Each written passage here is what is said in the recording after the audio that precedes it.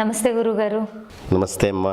ఆశయం, కోరిక, చేసిన దానికి ప్రతిఫలనాన్ని ఆశించడం మానవ నైజం.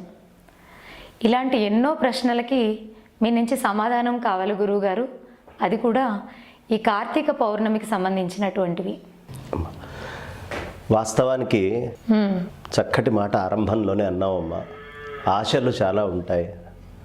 శంకరాచార్యులు వారు చెప్తారు, ఆశయా బధ్యతే లోకే కర్మణ బహుచింతయ ఆయుక్షీణం న జానాతి తస్మాత్ జాగృత జాగృత. ఈ ఆశలు అనేటటువంటివి చాలా పెట్టుకుంటాడు. అవి తీరడానికి ఏమేం కర్మలు చేయాలి అని కూడా ఆలోచిస్తూ ఉంటాడు. ఈ రెండిటి మధ్యలో ఆయువు క్షీణిస్తోంది అనే విషయం మర్చిపోతాడు. ఆశ ఉండాలి.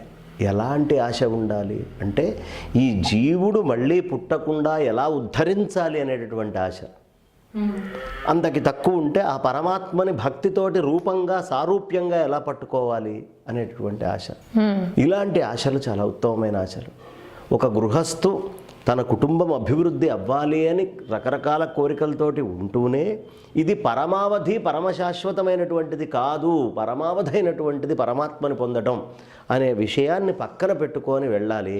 అది ఆశ, ఇది కోరిక. కాబట్టి ఆశకి నోరెంత అని అడిగారు. ఆశకి నోరెంత అంటే ఆకాశమంతా అని చెప్పారు. ఆకాశం ఎక్కడ చూస్తే అక్కడ కనిపిస్తూ ఉంటుంది. ఆశ ఎటు చూస్తే అక్కడ ఆశ వస్తూ ఉంటుంది. స్థలం చూస్తే భూమి నాది కావాలన్న ఆశ వస్తుంది. కాబట్టి ఆశ అనేటటువంటి దానికి బద్ధులమయ్యాం.